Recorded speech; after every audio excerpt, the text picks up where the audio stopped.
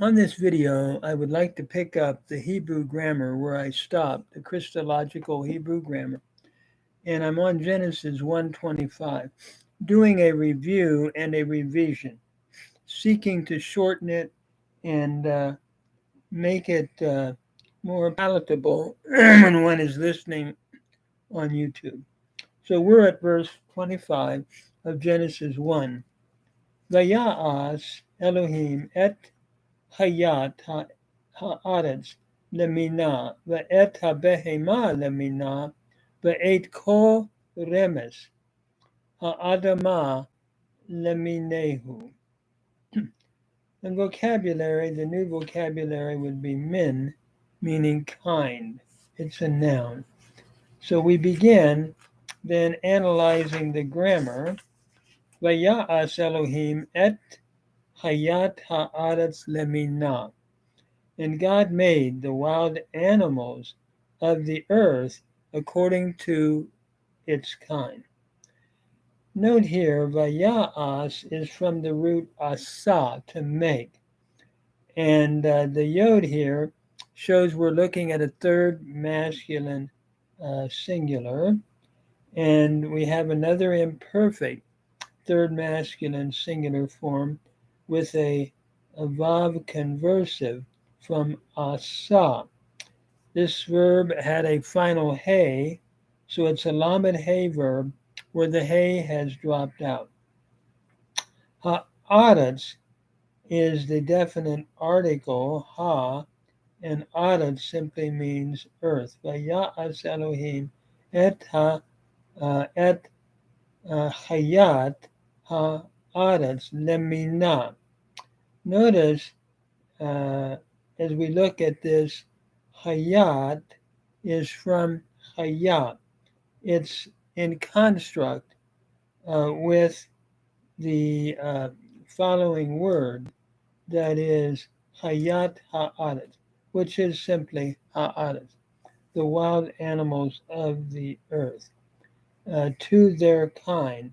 Lemina, again, the lamed is your preposition, min is kind, and is your pronominal suffix, third feminine singular. The et habehema, in the domesticated beast, lemina, to its kind, the et kol remes, and everything that creeps of the earth to its kind, leminehu. Notice leminehu, min is kind, a is a hinge, and hu is your pronominal suffix, third masculine singular. Vayad Elohim ki tov, and God saw that it was good. Notice vayar is from the root ra'ah, to see. It's a cow imperfect third masculine singular from that lamed hey root ra'ah, where the vav is a consecutive that has turned it over and made this imperfect into the past time.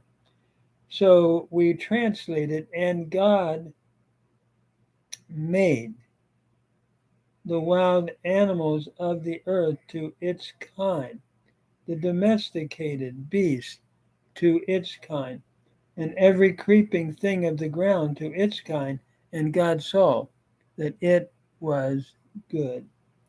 As we look at the thought about this text, all of the Lord's creation of animals of the earth, all of it is good and shows, I think, God's great love for diversity in his creation of animals.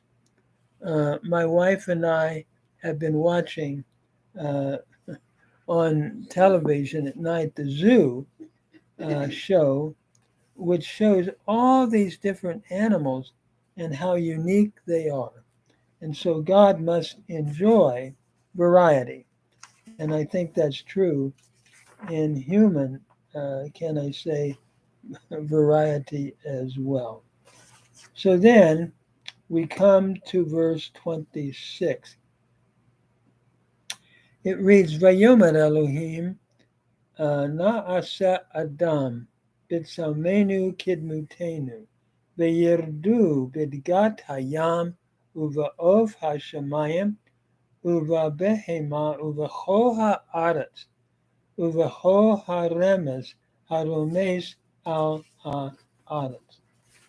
So we would translate it, and God said, let us make man in our image according to our likeness, and let them have dominion over the fish of the sea, over the birds of the heavens, over the domesticated beasts, and over the earth, and over every creeping thing that creeps upon the earth.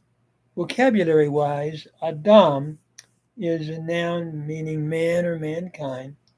Selem is a noun meaning image. Damut, a noun meaning likeness. And Radah, a verb meaning to have dominion. So looking just briefly at the grammar, Vayomer Elohim. Again, Vayomer is a cow imperfect third masculine singular from the root Amar with a vav consecutive, and God said, Na'aset, let us make. Notice Na'aset is from the root Asa. It is like a climax of this great section, and it comes from the root Asa. It's a first cow imperfect first person plural from Asa. And in this particular form, it is called a pei ayin verb because the ayin takes the composite shava, and as a result, we have a hurried pathak, a hatef pathak under the ayin, na'aseh. Notice the pathak under the ayin in the hatef pathak shifts and goes under the nun here. That occurs in all of such forms of the imperfect like this in the pei ayin root. So God said, let us make man. Sort of like a plural of majesty. But I believe it also, through progressive revelation, anticipates the Blessed Trinity as well, and the reality of the Trinity. So let us make man, bitsalmenu kidmutenu. Bitsalmenu would be according to our shadow, according to our image, or according to our likeness. Notice the be here is a preposition, and salmenu is from selim, which is a noun in construct with nu, the pronominal suffix first person plural. So let us, in our image, make man, and according to our likeness. Notice kidmutenu is from demut, and it's in construct here with nu. So demutenu, we have the helping vowel here in the tseri, and the nu is your pronominal suffix, first person plural, according to our likeness. By the way, demut is a very interesting word. It occurs of a statue, selim, the same idea here, of a king. So we see this, especially in Akkadian literature, where we have a man having, or humankind, kingly authority. It is also interesting in the Targum, in chapter 2, speaking of humankind, God breathed into mankind and he became a speaking being. So we're looking at human dignity here. And then furthermore, Vayirdu, and let them have dominion, Bidgat Hayam, over the fish of the sea, Uva Of Hashemayim, and over the birds of the heavens, Uva Behema, Uva Hoha'ad, and over every domesticated beast, and over all the earth. Notice here, Vayirdu is from the root Radah. It's the cow imperfect, third person, plural, from Radah. So let them have dominion over the fish Here we have two nouns in construct. Uh, Degat Hayam, over the fish of the sea, and over the birds of the heaven. All of these nouns are in construct, and over the domesticated beasts, and over all the earth. So, if I would just render the whole text, I would render it, God said, let us make man according to our image, and let them have dominion over the fish of the sea, over the birds of the heavens, and over the domesticated beasts, and over all the earth, and over every creeping thing that creeps upon the earth. Notice the human dignity here. God created male and female, and they are to rule over the earth. They are God's representatives.